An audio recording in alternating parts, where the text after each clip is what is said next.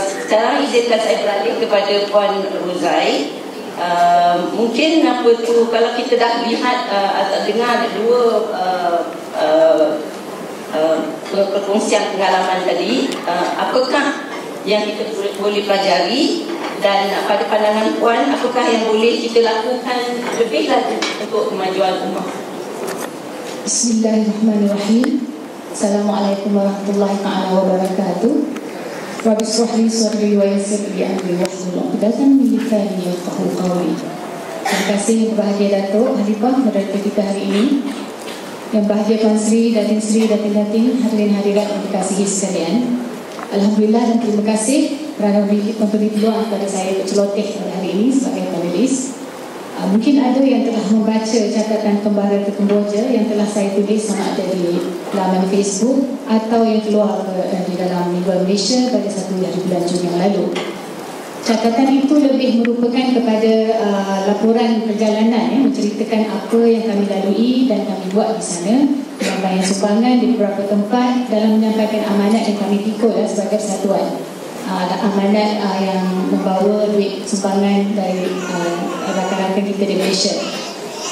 Kali ini saya ingin bercakap lebih mengikut soalan moderator tadi, saya ingin bercakap lebih tentang pengajaran yang kami dapat dan apa yang perlu kita lakukan seterusnya, atau dalam bahasa Inggerisnya lesson learned and way to move forward. Ingin saya menyebut terjemahan sepotong ayat Al-Quran dari surah Sabah ayat 39. Katakanlah wahai Muhammad, sesungguhnya Tuhan akan melapangkan rezeki bagi sesiapa yang dikehendakinya di antara hamba-hambanya, dan menyempitkan bagi sesiapa yang dikehendakinya. Dan barang apa saja yang kamu nafkahkan, maka Allah akan menggantikannya, dan dialah pemberi rezeki yang sebaik-baiknya. Quite straightforward kan? Boleh faham terus. Okay. Allah Maha berkuasa menentukan segalanya. Namun persoalannya bagaimana kita yang diberi akal ini menggunakan rezeki kurniaan Allah itu dengan satu matlamat, the ultimate motive, iaitu syurga Allah. Saya yakin beradanya kita di sini hari ini rata-rata kerana lapangnya rezeki kita, sama ada dari segi keuangan dan juga masa, dan semuanya dengan izin Allah, dan sesungguhnya kita wajib bersyukur. A'udzubillahi minasyaitonirrajim. La in syakartum la azidannakum wa la in kafartum inna 'adzabi lasyadid. Sesungguhnya jika kamu bersyukur, pasti kami akan menambah nikmat kepadamu, dan jika kamu mengingkari nikmatku, maka sesungguhnya azabku sangat pedih. Cukup jelas.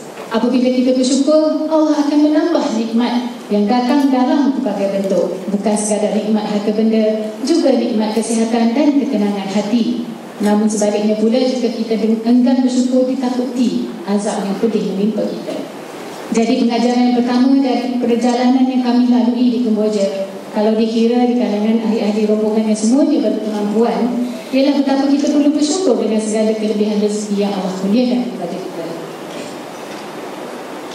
Semasa di sana, penginapan kami hotel bertaraf 3 bintang, berhawa dingin, Masya Allah, cukup selesa jika dibandingkan dengan keadaan panas sembahan waktu itu di luar gitu, ya. Antara yang kami lihat, tempat tinggal mereka yang sangat dhaif, jangankan aircon, kipas mesti tak adanya. Sebenarnya lawatan itu merupakan kali pertama saya menjejakkan kaki ke bumi Kemboja, dan saya ada dengar sebelum itu bahawa keadaannya boleh dianggap 30 tahun ke belakang, seperti kita bermusafir mengundur masa, macam kita masuk time machine dalam movie-movie science fiction tu. Walaupun bunyinya agak exaggerated, tetapi memang benar apa yang kita lihat. Jauh bezanya dari kemajuan yang terdapat di bumi bertuah Malaysia ini. Jadi, mana mungkin kita tidak bersyukur kerana dilahirkan sebagai rakyat Malaysia? Kalau kita nak komplain, kita boleh komplain macam-macam. Ini tak cukup, apa? Itu tak kena, ini tak adil, panas salah, sejuk. Masalah saya sejuk ni, tangan saya sejuk.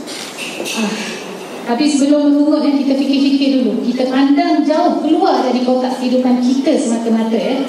Pandanglah, lihat dan fikirkanlah kepayahan dan penderitaan mereka yang susah, sama ada di negara sendiri atau di luar negara. Khususnya mereka yang bersaudara dengan kita, bersaudara dengan kalimah agung, yakni kalimah syahadah.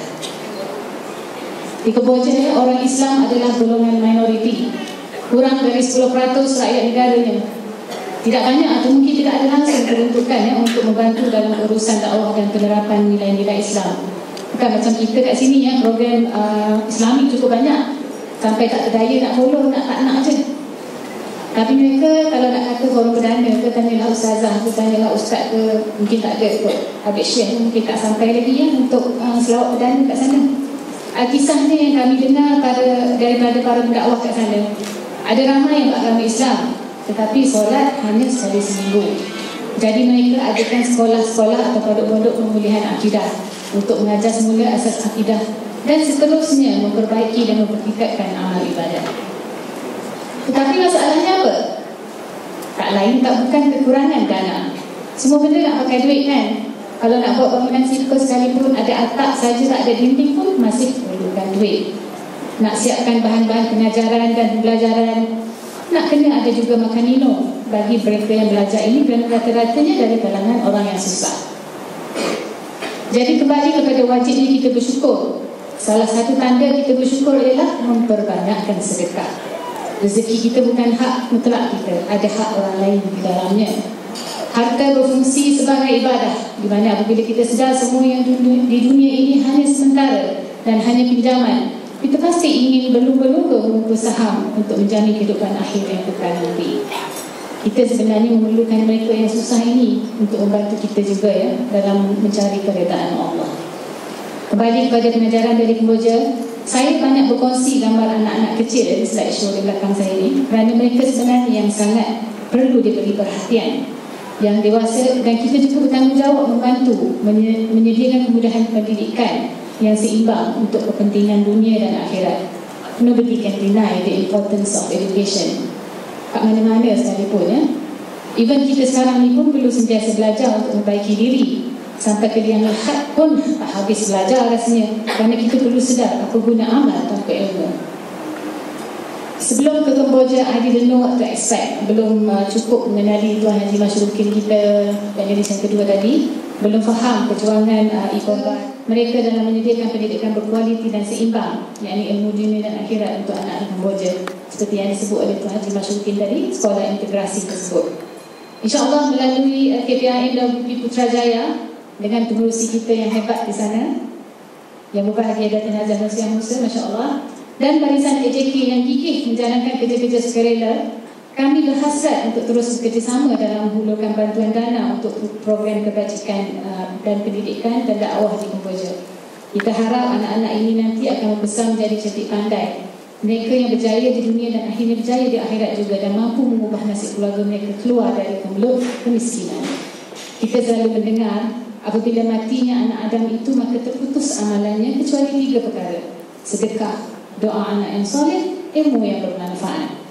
Mereka ini seperti anak-anak kita juga ya, dan kita berharap sedekah kita dalam tujuan pendidikan mereka menyumbang kepada mengalirnya ilmu yang bermanfaat dari generasi ke generasi. Mungkin sedekah kita dari segi ringgitnya tidak seberapa, yang penting mengikut kemampuan dan keikhlasan masing-masing. Tak perlu kita bimbangkan kerana hanya Allah yang menilai. Namun kita mengharap pahala sedekah itu terus mengalir dan menjadi saham terkumpul untuk membantu kita di kemudian nanti. Oleh itu saya dengan rendah hatinya mewakili persatuan kami ini menyeru tetamu-tetamu yang dihormati sekalian agar menyokong usaha kami dalam menjalankan kerja-kerja kebajikan ini, sama ada di dalam atau di luar negara. Hari ini kami bercadang mengutip sumbangan untuk meneruskan bantuan ke sekolah yang disebutkan tadi. Semoga sumbangan anak semua diberkati Allah. Saya sudahi dengan wabillahi taufiq wal hidayah. Wassalamualaikum warahmatullahi wabarakatuh.